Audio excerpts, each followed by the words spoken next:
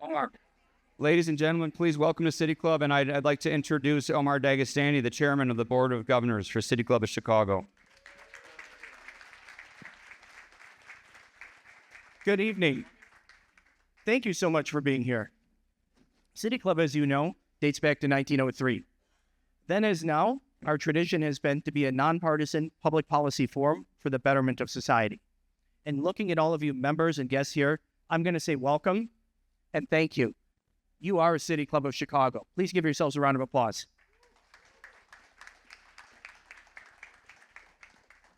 We are joined today by a couple of distinguished guests.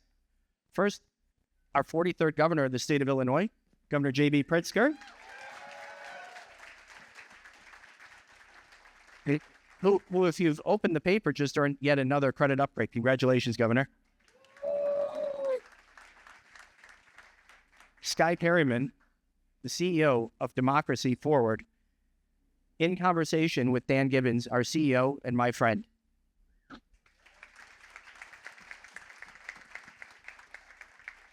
A couple of quick housekeeping items. Number one, if you have questions, think about those. I don't know that we have cards, but we will be trying to entertain a few questions at the end. We try to keep those as concise as possible. Thank you very much. And alongside now, hope you also silence your phones. Thank you. One other final thing, I want to just say on behalf of my fellow governors, Vice Chair Trish Rooney, Treasurer Jenny Bennett, Past Chair Jackie Robinson-Ivy, Past Chair Ed Mazur, Governors Jose Sanchez and Rufus Williams, thank you and welcome. With that, I'd like to welcome Governor Skye and Dan to the stage. Thank you so much. Thank you, Omar. Okay. You see. All right. Oh, there it is. Let's sit on that. Make sure they're all working. This seems to be. Great. Welcome back to City Club. Thank you, Omar. Governor Pritzker, welcome back. You've been right in this chair before. Welcome back. Hot seat, yes. We love having you at City Club, especially because when you come, we come to Chicago Cut, right? And so it's a little bit of an upgrade for us. So we really appreciate having you here. Because I'm a meat and potatoes guy. So by the way, thank you to Chicago Cut, Maddie Moore, David Slom, every one of the servers, the cooks in the kitchen, the bus staff, the bartenders. I know a couple of them. It's a great place, and they're so accommodating to us. And these are hardworking people that do so much. And we're going to get into some of those hardworking people that are doing so much. Thank you. So thank you to the Chicago Cut, Governor. Skye, welcome back to Chicago. Thank you. Last time we were together here, it was Democratic National Convention. Yeah. What a week that was. That was the last time I saw you. Last time we got together, right? But you are here often. Skye is based out of D.C. She runs Democracy Forward, as this very intelligent audience knows. They've read your bio. They've gotten to understand who you are and what you do, which we'll get into. So welcome back. It was quite a week back in August, right? And it's been quite a year since then. Quite a year. Is it only a year? Yeah. Maybe a little more. Okay, so thank you. What I'd like to do real quickly is acknowledge a few people that are in this room to set the stage for this conversation and kind of introduce City Club to you. Governor, if you'll allow me, you know who these folks are. But we do have, and we especially like to thank our sponsors. So I want to mention those, a lot of the corporate folks that help us have these discussions. So thank you, Stiefel and Omar. Thank you, Clayco. Thank you, Deloitte. Where's Kathy, Mike? Thank you, Northern Trust, of course. Democracy Forward is here. We've got, and then it's just an amazing group of people who support what City Club does, and we very much appreciate that. So thank you to those sponsors.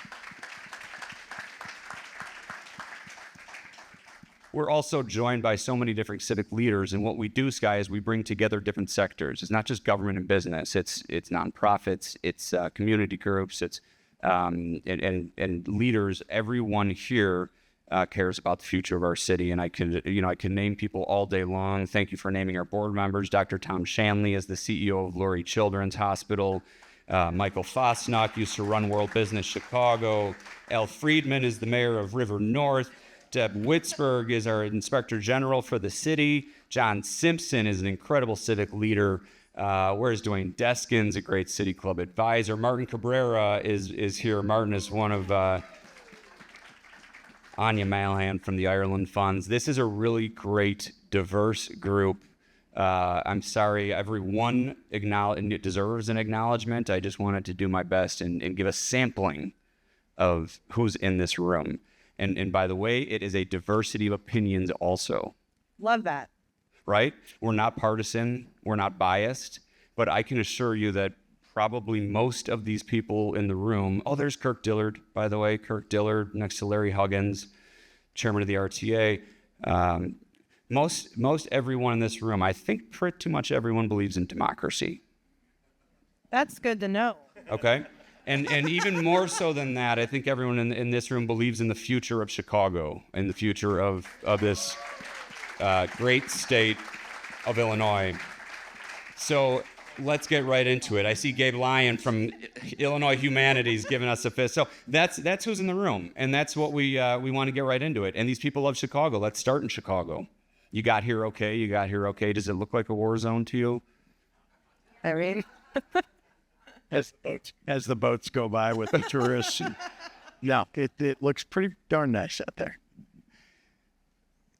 Governor, you're talking about this every day, and I know you don't have a crystal ball, but do you ultimately think that the National Guard or federalized troops will be in Chicago? I'd like to tell you I was confident in an answer that I can give you. Right now, I would suggest to you that there is only one branch of government that we can rely upon, and that is the judiciary. And so far, the judiciary has made decisions that I think are the right ones. They're the ones that follow the Constitution. And so if that continues, the federalized troops, and there are federalized troops here from Texas, California, and of course the Illinois National Guard, who have been federalized, 300 of them. They are all essentially held at bay. The folks from out of town on a federal facility, our Illinois National Guard are allowed to be in the comfort of the Illinois National Guard facilities. And I am hopeful that they will not end up on the streets of Chicago. Can I say one other thing about that? You can do whatever you can say. Whatever you'd the like. Ninth Circuit Court of Appeals ruled in about Portland that the federalized National Guard, and of course my attorney over here will correct me if I'm wrong, but no, the Ninth Circuit Court of Appeals ruled that as they ruled that federalized troops can be deployed into Portland for certain activities. But they actually differentiated in their ruling about Portland between Portland and Chicago. And I think this is a very good thing. They suggested that because Portland had to have, because of protesters, they had to close the ICE facility there, that was a kind of an invitation, I guess, for federalized troops to come and protect that facility so it could reopen. But Chicago's facility has not been closed. We have lots of protesters, lots of people expressing themselves with their free speech rights, but the facility isn't closed, and therefore, at least according to the Ninth Circuit Court of Appeals, that there isn't a reason to have federalized troops in Chicago. There are other things that could cause troops to be brought into Chicago, but I think that's an important distinction that was drawn by the Federal Court of Appeals. well, I'll just say, to take it up a notch, and then we'll get back down to the courts. This is an attempt by the administration to militarize cities and to sort of normalize the notion of our military on the streets of cities. And that is not a historical or a current American notion. And if it doesn't sit right with you, regardless of what your political affiliation is, it probably shouldn't sit right with you. So I just want to acknowledge that. And then, I think the court opinion has been so strong about the situation here in Chicago. The Ninth Circuit, it was a 3-judge panel, and I think that we've already seen that will go to a full judge panel of the Ninth Circuit. We don't believe that the troops should be there either. And earlier this week, I was in Memphis, where at Democracy Forward, we are representing people in the city of Memphis because unlike Chicago and Illinois, where the governor, represented by his attorney general, sued to protect the people here from this militarization, in Tennessee, that didn't happen. And so we are representing elected lawmakers in Memphis and the communities in Memphis to try to stop the Guard from being called there. So I mean, I understand Connor tells me you're traveling all over the country.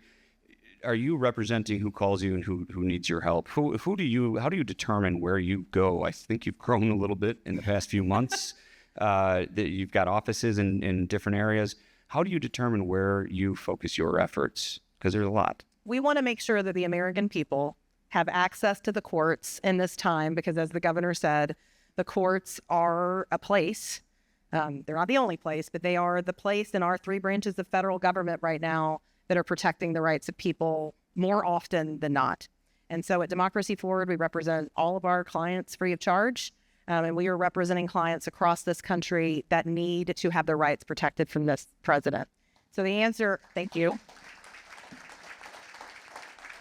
So the answer of how do we choose, and I'm just going to be real about this, is our goal is to make sure that every community in this country is able to defend their rights under the Constitution, and we do not rest. And we have amazing team members here. We've got amazing people at other organizations that help us. This is a community effort. We've got amazing folks like your state AG and the state AGs in some states that are doing this, and the governors. We are not going to rest until every American can access the courts to be able to defend their rights if we need to. So that makes us awful busy, and we're everywhere.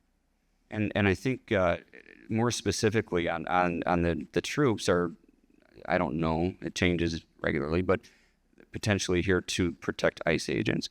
ICE raids have taken over not only the news, Governor, I mean, the news every day, every hour it changes. It's taken over lives. It's taken over, or people are scared. We talk about working people. I mean, it is more than a news story. You have spoken every day about it. You started a commission just yesterday, announced it today. I know you've already pressed charges and filed suits. What's going on there? What more can be done? And when does that change? When does that get better on the streets of Chicago and Illinois? I'm glad you asked, and I think that we should all take note that the militarization of our cities doesn't necessarily take place because the National Guard is called into a city or because the military is called into a city. I want to say to all the Chicagoans who saw this in the newspaper or saw it on TV that Customs and Border Patrol organized themselves in camouflage uniforms with automatic weapons, and they marched down Michigan Avenue, or at least in downtown Chicago, to make a spectacle of themselves, to show off the militarization of the city. There were no National Guard involved. There were no military involved. These are theoretically, they're law enforcement agents. We should all ask the question, by the way, Customs and Border Patrol is supposed to be within 100 miles of a border. It's about 500 miles that way. Just across Lake Illinois. Yeah, Lake Illinois. Thank you for pointing that out. Yes. But that militarization isn't as if we win in the courts about the National Guard that somehow we have stopped the militarization. They have sent hundreds of agents here from CBP, and from ICE, and they will send more. Did you see how large the budget is for ICE and CBP that's coming up? We have a government is shut down right now by Donald Trump, but when it reopens, it is likely to still have a significant budget in there for, massively increasing. We're talking about going from, I think, $10 billion to something like $70 or $80 billion for just ICE. And you've seen the ads, if you're watching TV, where they're trying to recruit people to ICE. Here in Chicago, they're trying to recruit people to ICE by offering them a $50,000 signing bonus in order to get them. Oh, by the way, they say, the president says it's all about crime. And then they say they want law enforcement, so they're going to take our law enforcement, offer them $50,000 more, and have them join ICE.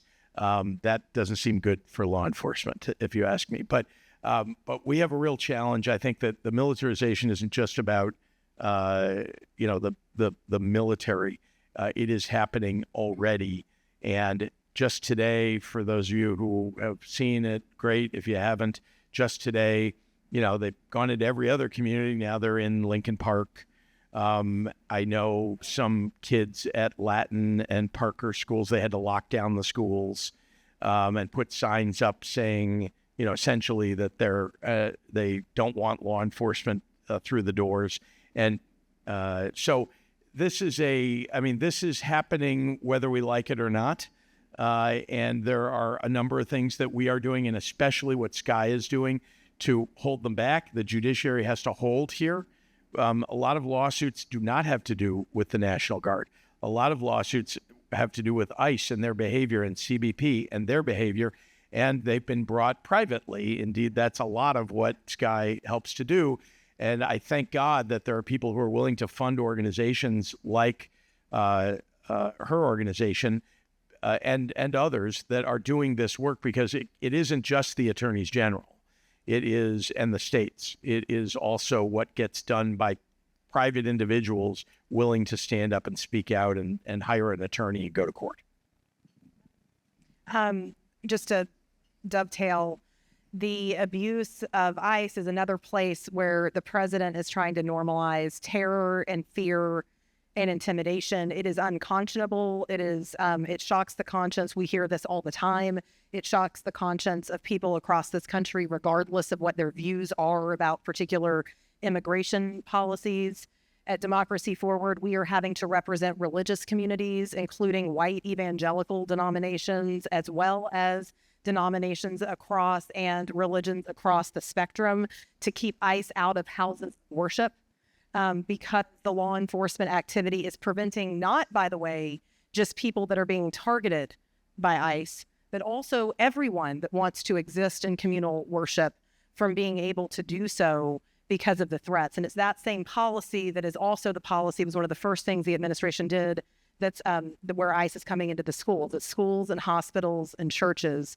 And we've been able to secure a court order on behalf of many religious communities to keep ICE out of their churches. We're working to secure another one. And that's just one example of the types of communities that are coming together and stepping forward. And I think that's one thing. We talk a lot about the fear and the intimidation, but what we're also seeing, and that's historic. I mean, we have not seen a president operate like this in modern history. But the other thing that we are seeing in our work that is so historic is the courage of people that are stepping forward and saying, you know what, I am going to go file that lawsuit. I mean, Baptist churches, they don't spend a lot of time at the courthouse steps, right? But they're doing that, or school districts, or teachers, or educators. And then, of course, getting to see elected leaders that are doing the same thing. But in places where their elected leaders aren't doing it, we're seeing communities step forward. And that has been, I think, if we can take something from this night, it's not to just look at all of the terrible, historic, unprecedented things that we're seeing that are bad, but also the unprecedented and courageous things that we are seeing. And it's people. It's not big, powerful institutions. It is people that are stepping forward. And I think that's a lot of what our work shows in the courts. And it's the people of Chicago and the people of Illinois that are leading the way. You really are. I'm so proud, so proud. You really are. And I mean, whether it's from peaceful protest or being a plaintiff in a lawsuit, or just standing up with your phone and taking video of what's going on, what's going wrong in your community, on your block. I just had a conversation with a retailer who was telling me that they bought the whistles that people have. They bought a lot of whistle and they've sold out because everybody wants to call it out when they see it. They don't want their neighbors taken away and disappeared. And so, I mean, this city has activated like I have never seen it before. I'm so proud of the people here. And we need that to happen all across the country. And it is happening, but it's happening in places where ICE and CBP are showing people what they're doing. And it's happening in part because people are seeing it on social media. That's why these videos are so important, because I think most people, in the absence of video, it's hard to believe, you'd think like I think most of us, generally speaking, trust law enforcement. and think that, well, if somebody with a badge and that works for the federal government is going after what they say are the worst of the worst, that must be what they're doing. But here in Chicago, we've seen that's not what they're doing. If you have brown skin, I bet you are carrying at least a picture of your passport. If you have black skin, I bet you are carrying some proof. And I'm just saying, this is because we've seen it, because it's right in our faces. And I think more and more this is happening around the country. And you saw more of it at the No Kings protest with more people than ever before that showed up. Thank you for doing that. And people are, you can feel the activism that's taking place on the ground. Again, not the only thing. We're in the courts. We've got protesters on the ground. We've got people taking video and posting it online. Now we've got an accountability commission where you can come in and testify and submit your videos. And it's led by federal judges, former retired federal judges. I mean, it's a serious endeavor. And I think that we are steadily, slowly learning how to push back on this president and on this federal government. But it is going to be a hard, long 3.5 years. I hope we'll start to see real progress in November of 2026, because if we had at least an active Congress that was investigating, holding hearings, and not just going along with the illegal activities of Stephen Miller and Kristi Noem and Tom Homan, and on the ground here, Gregory Bovino, we might actually see some reversal of the damage they've already done to democracy.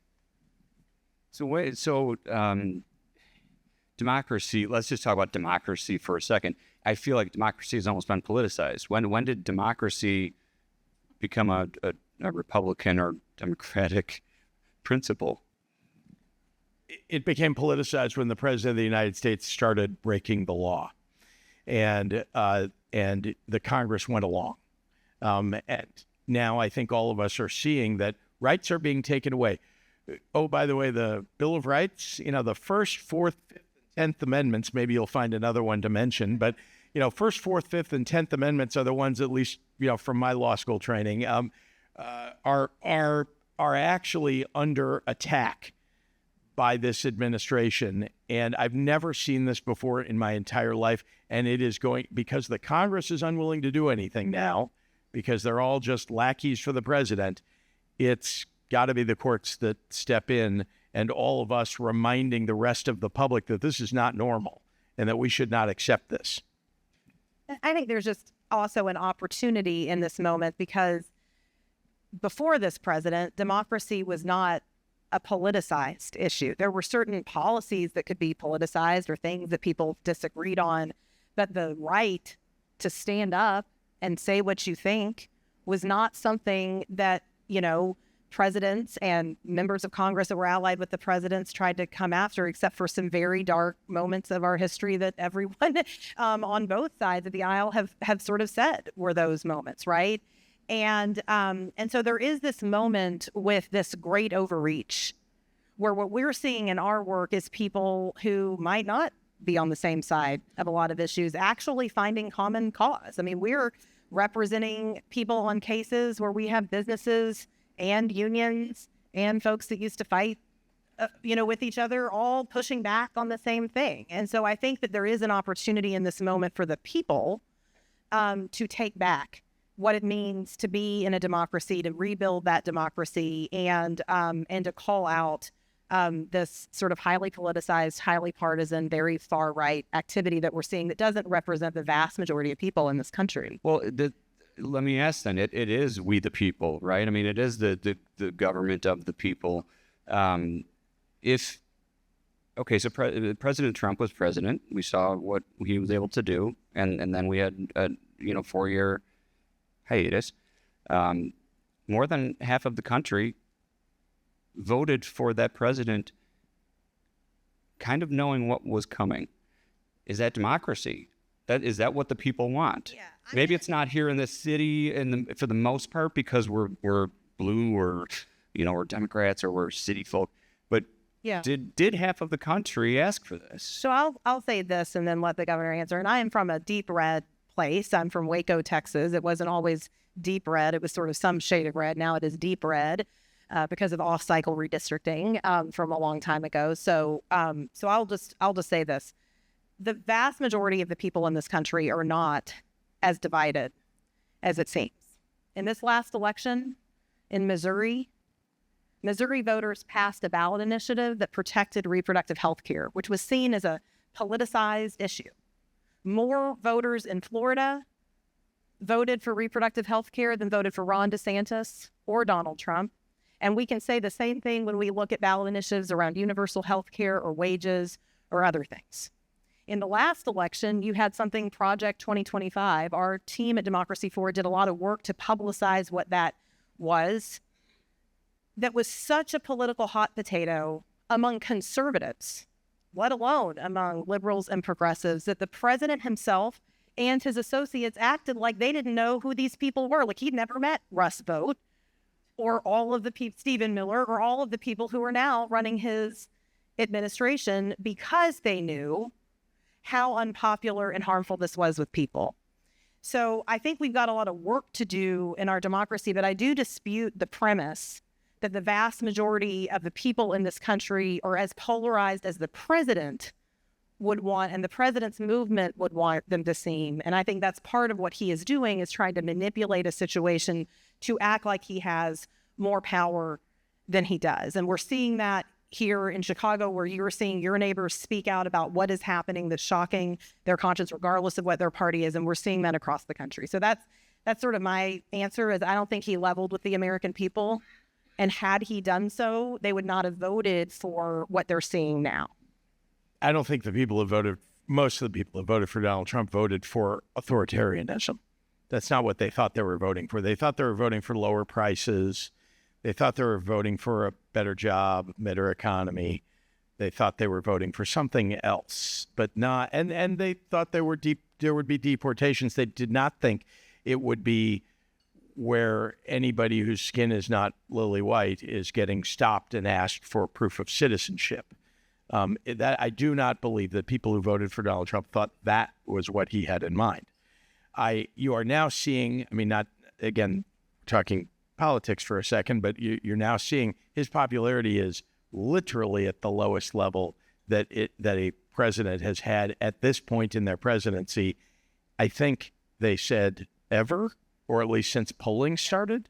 So, I'm not suggesting that's going to change the way what ICE is doing on the ground or what CBP is doing on the ground right now. But I am suggesting that people did not vote for what is now going on. And oh, by the way, prices have not gone down. Housing is not more available. Life has not gotten better for really, as far as I know, anybody except the wealthiest people in the country who, maybe are getting tipped off about what his next move is, and then they get to vote. They get to invest in whatever that crypto or whatever the heck else it is. So will this be reflected in the midterms? Do you think you're suggesting that his unpopularity, that the folks didn't know what they were getting when they voted for him, that they disagree with it? Do you see that? Do you see that being reflected in the midterms, which are coming soon, but a lot can happen between now and then? All of you know the Martin Luther King line that the arc of the moral universe is long, but it bends toward justice. I think that humbly, I would say it needs an amendment, that it bends toward justice if we bend it that way. And what I'm trying to say is that nothing is going to happen in 2026 to reverse any of this unless everybody assumes that they have to show up, they have to get their neighbors out to vote, they have to talk about it, they have to reverse what's happening in the country. People have to really understand that and get out and vote. I also would tell you that I do not think that is what wins the election in 2026 for people who oppose the MAGA Republican Congress. I think what wins the election in 2026, because I often said this, I've knocked on a lot of doors for other candidates and for myself and talked to voters, and I can almost guarantee you that maybe the number's higher today, but I used to say, 5 out of 100 voters whose doors you knocked on would say democracy is what they really care about, and that's what they're going to get out vote on that issue. The other 95, maybe it's 90 now, because I think there are more people focused on democracy, but the vast majority of everybody else is just trying to get to work every day. They're trying to pay the bills. They're trying to send their kid to college. They're trying to, just get by. And their democracy is kind of a secondary, they don't even imagine what it means to say that democracy is at risk, right? They think there's a constitution, there's a president, there's still a Congress. What do you mean democracy is at risk? For most people. But as I like to say, we have to preserve democracy in order to have a vote where people will choose for lower prices, for affordability, for the things that I think Democrats really fight for, the middle class, working class, and the most vulnerable. So does it mean that Democrats are going to win in 2026 because people are upset about what's happening to democracy? No, it doesn't automatically mean that at all. So I think a lot of what you're saying then points to the courts as being the only real answer backstop. Can you get into that, Skye? I mean, right now the courts are kind of the only. Yeah, I mean, I think we believe, and hopefully you all believe that. I mean, it is the people. I mean, it is the people that are going to have to take us out of where we are. I say that running an organization with a bunch of amazing lawyers that are in court every day, but we are in court for the people, and it is. Lawyers are doing really well these days, by the way, right? Well, I mean, it sounds like threatening us every day, just like that too. So okay, maybe it evens out. But I'll just say that it will be the people that take us out of this place. But the courts and the ability of people in this country to initiate litigation against their government, to stand up and say, "You have done this to me, and in this country, I have rights that I get to show up and talk about publicly." We get to have a public hearing on it. We get to expose what is happening, and we get to have a judge decide a matter. That is a very important tool for people. Now, it just so happens that right now, of the 500 federal court cases that have been brought against this administration in just over 250 days because of the rampant violations of rights, with the president losing the vast majority of them in courts before judges that he himself appointed, judges that Republican presidents appointed, and the judges that Democratic presidents appointed. Just so happens that it feels really good when we go in and win a court order. And it stings when the Supreme Court sometimes decides without explanation to pause that court order, because that means that people aren't getting what they want. I'm happy to talk about where we think that piece is going to end up. But I don't want anyone in this room to be confused that when we talk about using the courts, what we're talking about is using the power of people. The over 7 million people that you saw on the streets at the No Kings protest, we've been seeing them on the pleadings in these cases for months, standing up and saying, this president is doing something that he cannot do, and I'm going to use my right as an American to go into court and to initiate litigation, to have a public conversation about it. And that mechanism has won court orders, and we can get into all the ones we've won and all the ones that are still in place that the Supreme Court hasn't messed with. But it's also caused this administration to back off in a lot of areas. This is an administration that knows what to do with weakness. It is not an administration that always knows what to do with strength. And that's why it's having such a problem with your governor. It's why it's having such a problem with Chicago. Because this is an administration that doesn't always know what to do when it sees courage. And so in a number of our cases, nearly $7 billion that are in the system right now for public schools across this country that the president withheld, that he shouldn't have withheld, we secured that back to people because of our suit and because of the suit that your state attorney general brought. The administration just release the money without us ever having to go to the Supreme Court, because they don't like to be pushed when they're pushed on these issues. And so when you ask me, do I think the courts are going to stay? We can have a conversation about court orders in the Supreme Court. But what I know will stay is the ability of people and lawyers to continue to do this every single day and to push and push and push. And we are seeing that is making a huge difference. Can I remind everybody what we mean when we say democracy is at risk and our system of justice, honestly, is at risk? just to remind you of a few little instances. Maybe you'll take this home and tell somebody else about it. But did anybody see the video of Alderman Jesse Fuentes? Yeah. Yes. Who was in a hospital. She saw ICE agents trying to arrest somebody. She, with her hands at her side, and if you've met her, she's aggressive as a politician, but she's not physically aggressive in any way. We all saw the video. And she simply said, "Do you have a judicial warrant?" And they wouldn't answer. And these guys are, pretty big guys. She's a lot shorter than, smaller. Do you have a judicial warrant? Do you have a judicial warrant? Can you show me a judicial warrant? Why are you taking these people away? Can you explain to me these are my constituents? What? And their response, they grabbed her, they turned her around, they put zip ties on her, and they detained her. Okay, that's just one instance. I'll give you another one. Alderman Mike Rodriguez, just 2 days ago, his 2 staff people and 4 other people, all U.S. citizens. Yes, they have brown skin. Yes, they have Latino last names. They were all scooped up by guys wearing masks into vehicles that are unmarked, and they were taken away and for several hours disappeared. Like nobody knew where they were. They were just taken away, and they weren't told why they were being taken away either.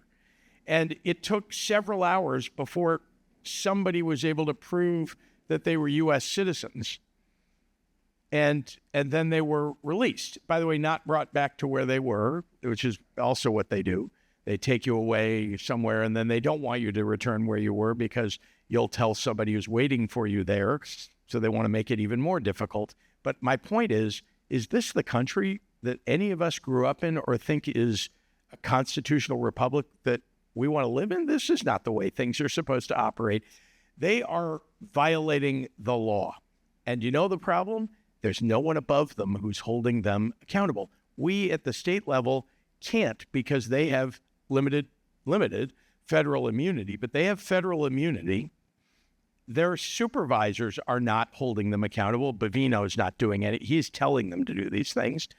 Bovino is not telling them. Kristi Noem's not telling him to stop doing this. Bovino said just yesterday or the day before on television, no, there have been no disciplinary actions against any ICE or CBP agents because they're all doing it perfectly well. Now, I just told you 2 instances where they're not doing it perfectly well.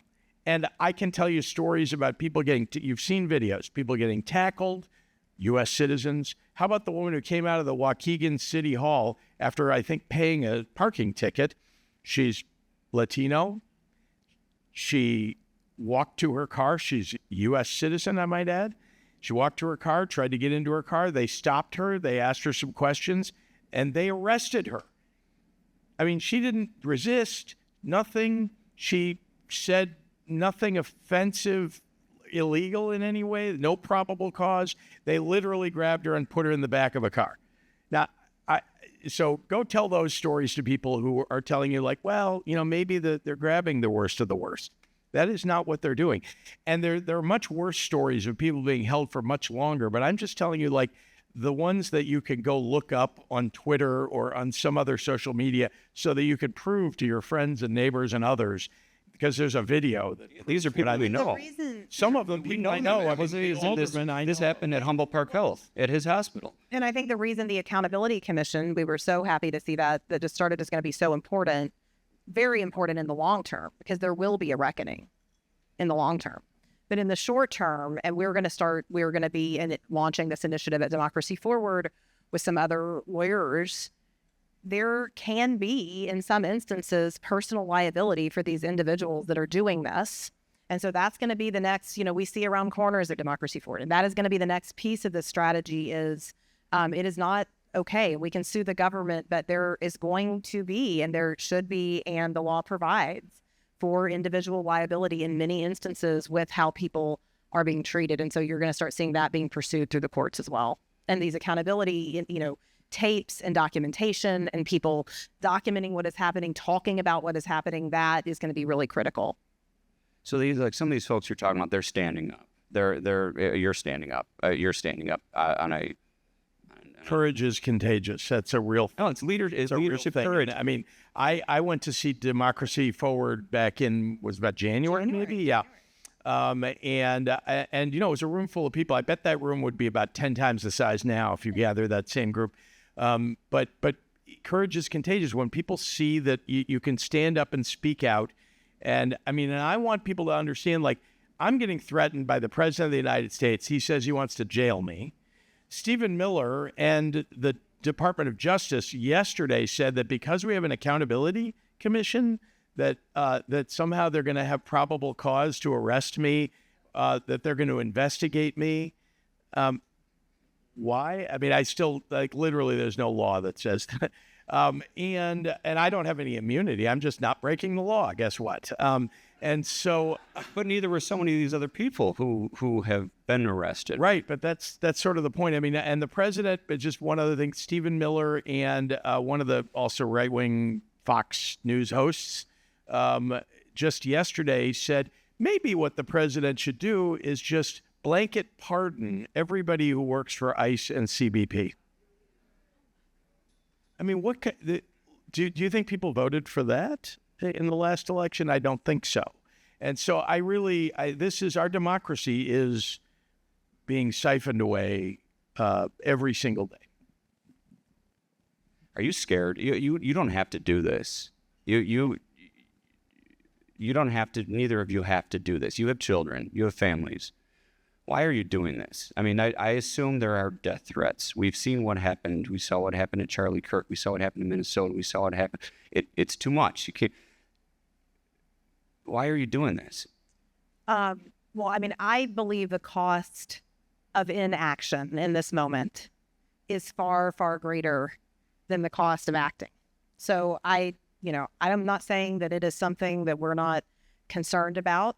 My lawyers at Democracy Forward, they're signing their names publicly on court documents in places where it is public, where we're going to be, who we're taking to court, with Stephen Miller tweeting and going to social media saying that people that are filing lawsuits are engaged in insurrection. He clearly didn't believe that when he was filing judge-shopped lawsuits. We file lawsuits everywhere. We don't go shop around for them. And so it is a very scary time. But the cost of not acting, to me, is far riskier than the cost of taking action in this time. This is a scary time, and it's an uncomfortable time, and nobody's going to get out of this time in a, manner of comfort. The question is what we do in this moment. And, I grew up in Texas and was born a few decades after LBJ signed the Voting Rights Act and after the Civil Rights Movement, and those fights were still fresh among the adults and folks that I got to grow up being mentored by and seeing.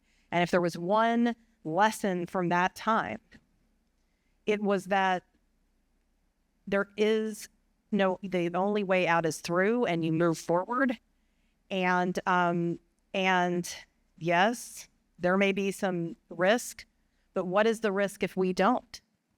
If we just all say we're going to stay home, we're not going to get out in the streets, we're not going to go vote, we're not going to file a lawsuit, we're going to lose everything we have and the ability to rebuild it back. So it's not that it's not a scary time, it's that it's far, far more dangerous not to act.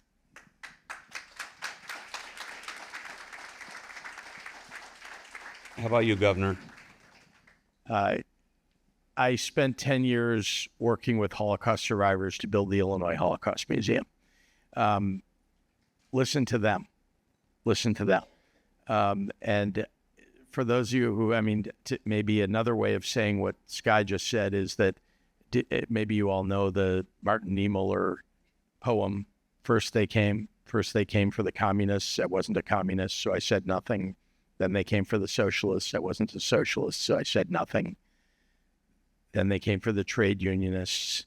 I wasn't a trade unionist, so I said nothing. Then they came for the Jews. I wasn't a Jew, so I said nothing. Then they came for me, and there was no one left to speak for me. That is what Skye just said. And so we can't let this progress without standing up and pushing back. That's what the Holocaust survivors would tell you. And I'm not suggesting that we're heading toward a Holocaust. I am suggesting that there was an authoritarian regime that took over in Germany in the 30s, in 33, 34, 35. And we could point at Augusto Pinochet. We could point at all kinds of other authoritarian regimes. This is what they do. Go read On Tyranny. There's several other books you can read. This is, there's a playbook, and they're following the playbook. And we all have to wake up and recognize that if we don't stand up now, if we don't push back now,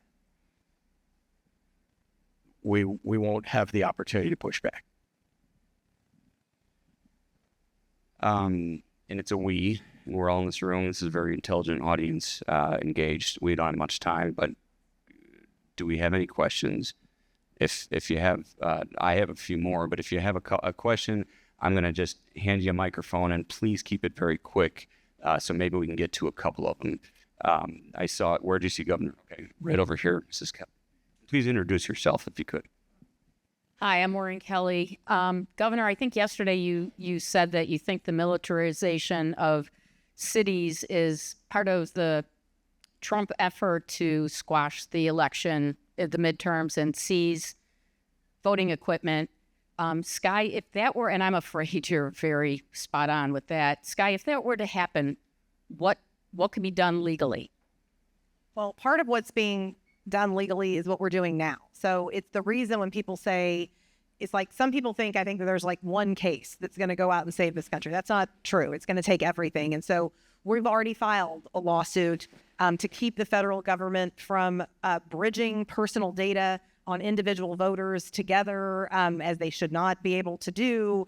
And then they're trying to use states to kick people off the voter rolls. We are filing cases, as are your state attorney general, against the militarization. All of these things that, yes, I believe, and as the governor has said, that they are doing to undermine and to normalize before the elections next year. And so, you will see a lot of litigation, but it is going to take also what you saw last weekend. It is going to take Americans standing up and saying, if you're going to come for us and our vote, you're going to come straight through us, and we're going to get in the street and peacefully protest and use all the tools that we have. It's every tool. It's not just the courts. It's getting in the streets. It's the ballot box. It's and getting involved in your local communities where you can really protect the integrity of elections. There are a lot of folks here that are doing that local work to build that muscle memory locally too.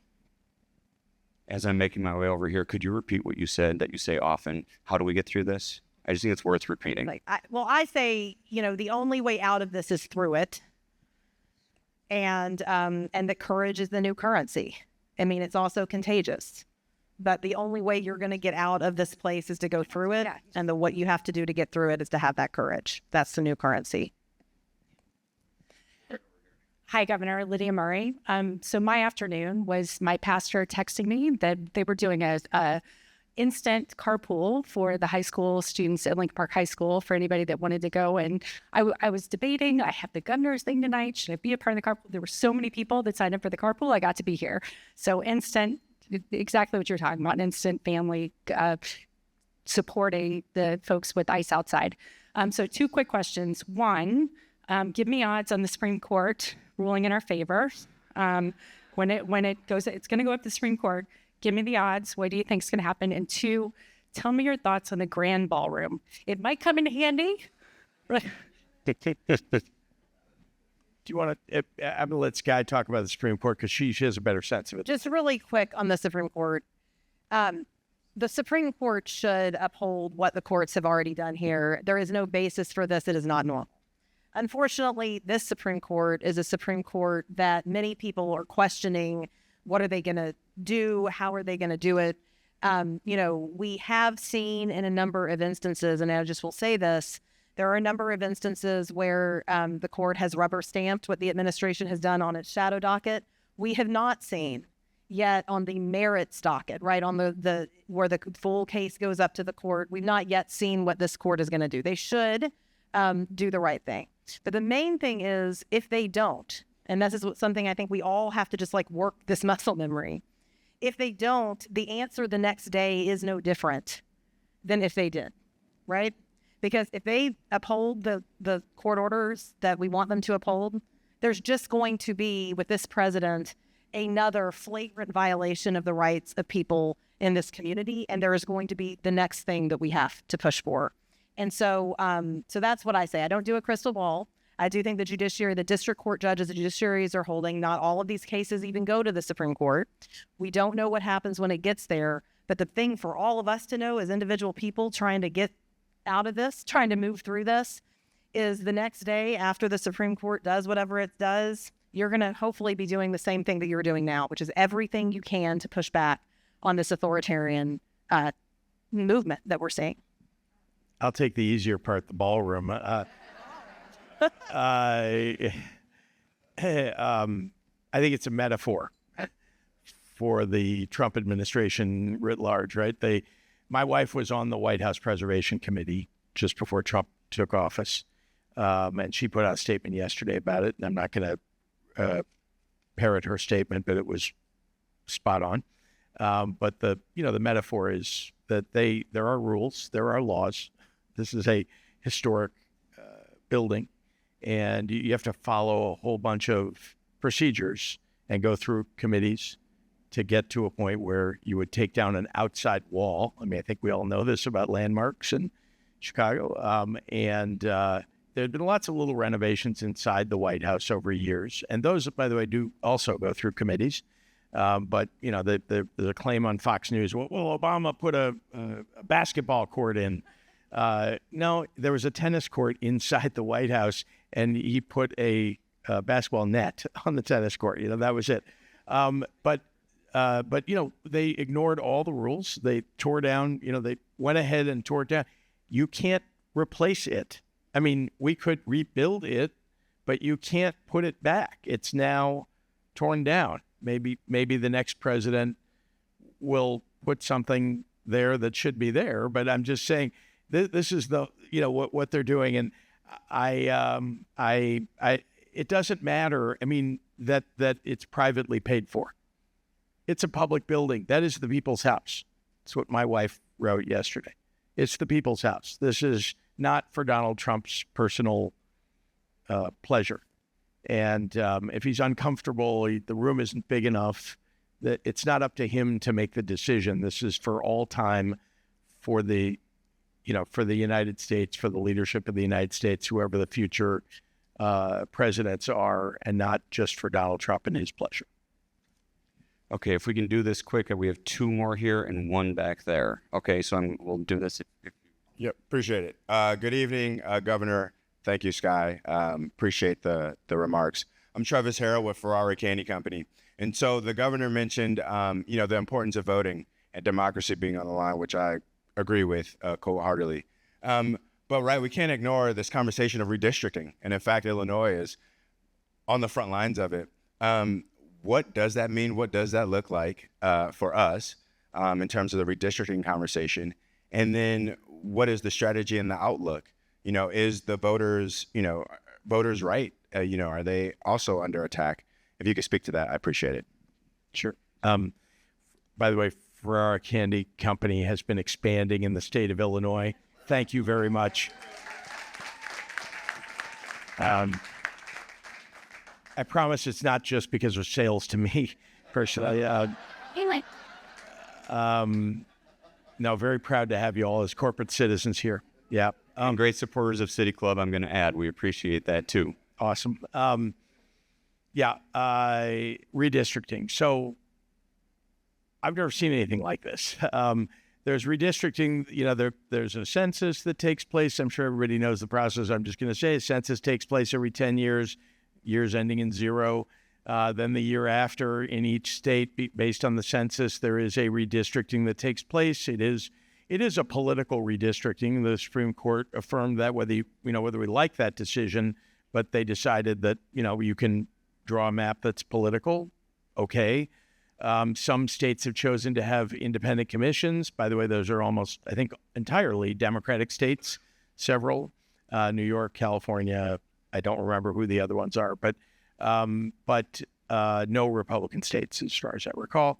And what's happening now is the president, just like he did in 2020, right after the election, where he called up the Secretary of State of Georgia and said, "Can you find me 11,000 votes?" he called up the governor of Texas and said, can you find me 5 more districts and redistrict mid-cycle? This rarely happens. A redistricting mid-decade almost never happens. It's only really usually because there's a violation of the Voting Rights Act that's been found at the Supreme Court, and therefore they've got to redistrict in order to follow the law.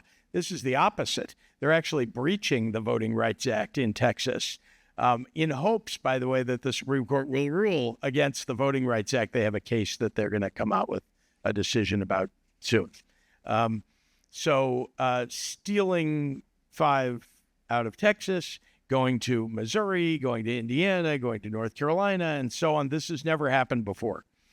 So once again, unprecedented. I was joking with my chief of staff not too long ago that I've been in office for 6.5 years. We've had 8 months of precedented times.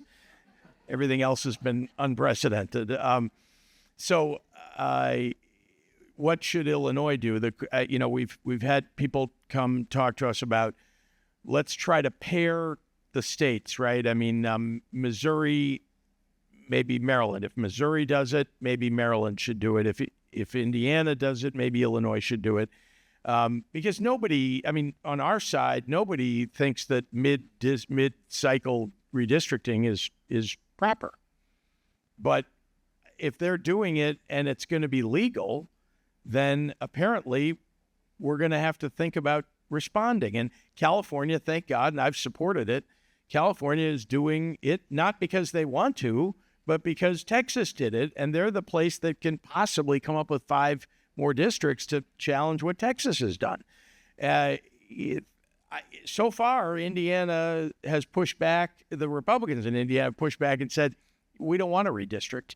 And if you're pairing Illinois with Indiana, which is what people have said should happen, then maybe we shouldn't. But Missouri is redistricting, it appears, and North Carolina just did the other day with, I think, 3 more Republican districts. So I don't know what to say, except I don't think anybody on our side thinks this is a great idea, that we should do it, except that democracy is on the line. And he knows he's going to lose. I mean, he is so unpopular right now that he knows he's going to lose in 2026 the Congress. And he knows that if Democrats get subpoena power and the ability to hold hearings, his whole administration is going to, I wouldn't say blow up, but I mean, there's going to be a lot of questions that get asked and people held accountable. So that's why he is so desperate. And I'm hopeful that the wave will be big enough if everybody activates that we can even win in those redrawn districts. But I think we all have to consider what all the options are, despite the fact that we don't think it's a great idea. Thank you for welcoming my home state's wonderful representatives here when they fled the state in order to try to prevent this from happening.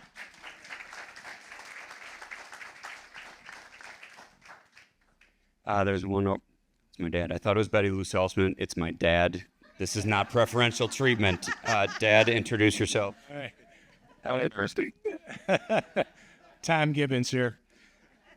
Obviously, the theme tonight has been the courts are part of the tool that we need to get us out of this.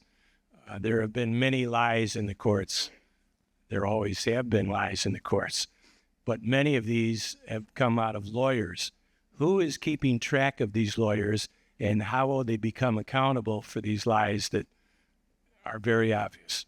Yeah, I will just say, first of all, here in Chicago, you have the national headquarters of the American Bar Association. I don't know if there's any American Bar Association folks here tonight, but I just want to say, amazing. The American Bar Association has been a tremendous voice for the rule of law and for reminding all of us as lawyers what our obligations are. And that has been a very hard thing for the ABA to do. Our team has had to represent the ABA in court because Donald Trump's Department of Justice retaliated against the American Bar Association simply for telling lawyers that we have professional responsibilities. And we won that case. You can't make it up. So I will just say, I wanted to just shout out the ABA because we're here in Chicago and it's done such a great job. But the judges are keeping track. I mean, we are counsel at Democracy Forward alongside our friends at the ACLU in the case where 50 men in the dead of night in the middle of March were being put on planes to remove them to El Salvador. The president didn't think we could get into court fast enough. We did. We got a court order. Government didn't follow the court order. There have been contempt motions and proceedings that are moving through the court. So the district court judges, and there was just a 60 Minutes episode on this recently, the district court judges from appointed by Republican presidents and Democratic presidents, and some judges appointed by Trump themselves, are putting the attorneys through the paces. There are also organizations that are filing bar complaints and disciplinary complaints, as well as communities that are doing that. And so I do believe there will be a reckoning, just like there's going to be a reckoning for everybody. We're all going to be asked what we did in this moment. Lawyers will be asked.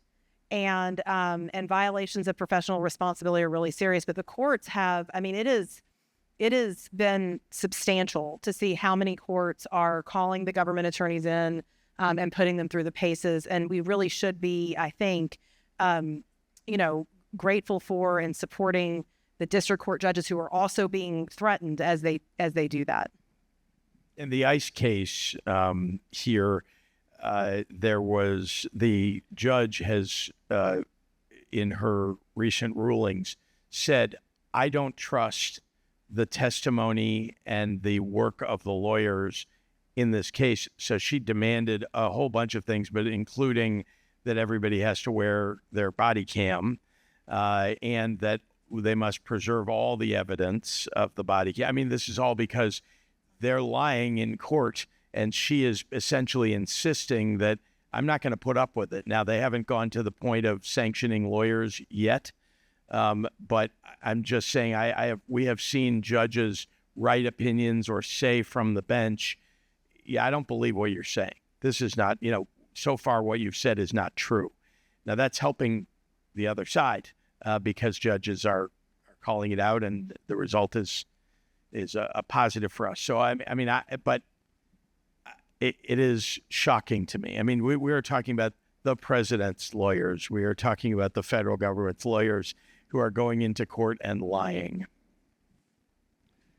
Okay, we're all about balance here, so we have to get at least one question from this side of the room. Caleb, you've got a mic.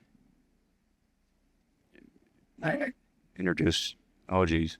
Hello. There we go. Thank you, Governor Skye and Danny, for this. My name is Brian Heffernan, and I have a quick question. So, the way I see it, essentially the judicial has become toothless. We all saw this man create treason in front of the entire world, and he is now our president. He was not held responsible. But as far as here in Illinois, my question is, why aren't the CPD ordered to arrest especially people that are out of their jurisdiction walking down Michigan Avenue brandishing weapons? I know that if there was a gang doing that, they would have been in a paddy wagon and they would have gone to Cook County. And if they have immunity, that's fine. But put them in Cook County and let them be processed. And showing all of these guys that they're doing hate crimes and that we're not going to put up with it. And another thing too is we have Trump's name on this building. The Trump organization is a criminal organization. Why isn't that sign taken down? And use give them a little taste of their medicine, because it's going to take a while in the courts to get those letters back up. Who's going to take this one? I think thank you. I appreciate it. Thank you, Brian. How good the sign? Take the sign. All right. How about that? The sign. I mean, this is what I'll say. And look, we're in a time some of this is not satisfying, and I can tell you there's creative folks that are going to do what they can do every single day to try to use all the power that the law provides, whether that is state law, and you've seen some real powerful state law work here in Illinois, or whether that is federal law to hold people that are walking down avenues. I mean, I have a kid that goes to public school in Washington, D.C., and we're seeing, we see this militarization too. It's terrible. The sort of gloss and the nuance of it is this is an administration that is taking a range of what I believe indefensible positions, but positions around how states may or may not be obstructing, or cities may or may not be obstructing certain federal law enforcement authorities. That is not happening here. It is not happening in any of the communities that we work in. But I think that there's probably a lot of lawyers thinking about how do we use the laws and the protections that we have, here for you guys here in Chicago or in Illinois or somewhere else, and how do we do that within a system where there are some other obligations that we want to be really mindful of. Because what has been so amazing about this pro-democracy movement that has been building over the past few months is that the people, whether they are the governors, the state AGs, or just people in the streets marching, everyone has been really committed to following the law, to doing it peacefully, and to being courageous. And so I just will say that leaves sometimes a little dissatisfaction about how we have to do things, but know that there are really smart folks that are dedicated to using all the tools our democracy provides lawfully to do it. And I think that's probably the answer to your question. You want to talk about the sign? Sign. Well, actually, I want to add on to what you just said, which is that I am frustrated like you are, but I will say that federal limited immunity is what blocks state action against a federal agent. However, I looked it up, and we'll see if my lawyer over here thinks this is accurate. But state prosecution, I'm reading it, state prosecution may be possible when each of these things. The agent acts outside the scope of their federal authority. The conduct is clearly criminal and not authorized by federal law. The agent acts with criminal intent unrelated to their duties. They can't just walk in and murder somebody, in a theater one day. I brought this because I thought we might have a question like that, but I can tell you, it is very, very complex. The Supremacy Clause really does limit quite a lot what our powers are. I never thought I'd be talking Supremacy Clause. I'll be honest with you. I got elected governor. You are a lawyer. I am an attorney. I'm just saying, I don't think I ever talked about the Supremacy Clause in law school. I took a constitutional law class, but that never came up. It is frustrating. I've had, as you know, as some of you know, we have the city of Broadview has only 31 police officers. They've got hundreds of people who are out peacefully protesting, mostly peacefully protesting. They can't handle it, right? So they asked for help. We put together a unified command of state police and of Cook County sheriffs, and we are trying to protect the protesters from ICE. It actually has mostly worked. That is that ICE is not pelting the protesters with pepper balls and with rubber bullets the way they were before. It's happened one time since we had this unified command created, and it was actually when Bovino and Nome were inciting it themselves. But other than that, has not happened. So, there are things that we're trying to do to protect people, but we don't have the authority to go arrest these folks who are, and again, I do want to point out to you, I don't know who they are, but there are ICE agents and CBP who aren't committing crimes and who aren't breaching their protocol as officers of the law. So I just want to point that out because they're not all doing it, but there seem to be quite a number of them that are doing it. And out of the hundreds, I probably have seen videos of 100 doing something they shouldn't be doing. So again, keeping an archive of it, having an accountability commission will allow us to get the best, most creative minds together to think about what can we do. And then perhaps later, if not now, we might be able to hold people accountable. And some civil, I mentioned this earlier, but just to say, right, there's civil liability. And, we need everybody to be thinking about that. People that are engaging in this type of conduct are not doing it necessarily at a cost-free to themselves. And so I think you're going to see civil lawyers do some of that work too, where the law allows in these extenuating circumstances where there's really no legal basis for what certain officials are doing. I hate to cut this off. I don't want to say short because I actually think we're a little long. So not cut it short, but we could do this all night. I respect that we have people standing. We wanted to fit as many of you in the room as possible. We respect your time. You two are very busy. So I will wrap. And that doesn't mean that we're going to wrap for the evening. I know the Chicago Cut has offered to keep us fed for a little bit and possibly a drink or so. I also especially want to mention our favorite entrepreneur, Ida Nelson, is here. Where's Ida? And she has some Ida's Artisan Ice Cream. She has some treats for us. So don't leave without a little bit of that. Wait, the treat was ice Oh, geez. cream? Have a tropic for each compliment they and why not have a Key lime vibe and rose. I'm going to miss it. Rosemary peach cobbler. Incredible stuff. We love Ida. No calories, right? No. So I was going to end with asking about hope. I'm going to just go and say I think you are the hope. You too, and make it more of a thank you. Whether you believe whatever you believe, right?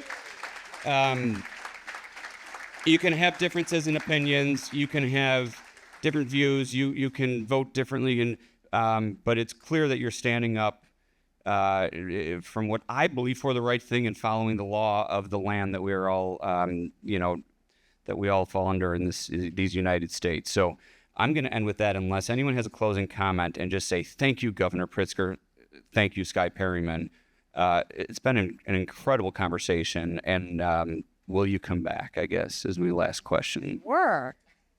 I absolutely will come back, and I just want to say, and I know this is unsanctioned, what I'm about to say, which is if you feel like you're not somebody who can protest peacefully, you don't have time, or it's not something you like to do, if you feel like you're not somebody who's going to video in your neighborhood to show what ICE is doing, then write a check to Democracy Forward and Democracy Docket and a couple of other places that are doing the work that they're doing to fight back in court. I mean, it's the simplest thing. Go online, make a contribution. So I know that's unsanctioned, and my apologies, but as long as you keep coming to City Club. I just wanted to thank all of you for spending this night. We're doing a lot of work in the courts, but what happened at the end, we saw the governor at the beginning of the first 100 days as we were just getting into court. Courage is contagious. At the end of the first 100 days of this administration, what people were calling us more and more for, where they were wanting to know what they could do. They kind of cared about the courts, but they really wanted to know what they could do in this moment. And we have seen that over and over again.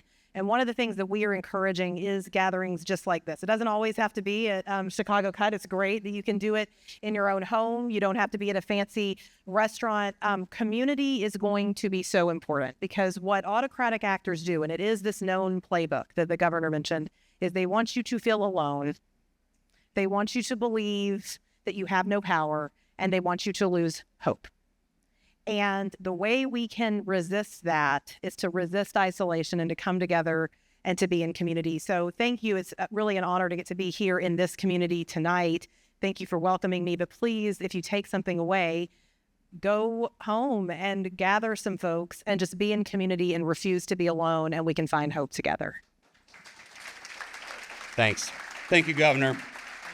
Have a great weekend. Thank you, Skye. It really was wonderful having you. Thank you all for being here. Don't go home. You can go home, but you can stick around for a bit and just come back to City Club soon. Have a great night.